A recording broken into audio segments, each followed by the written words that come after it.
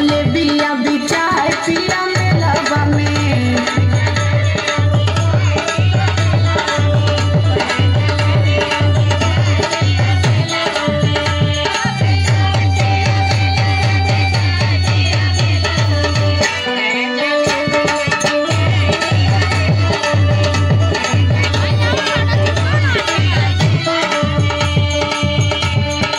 अच्छा ये बतावा कि अब कनिया गए बाजारे में?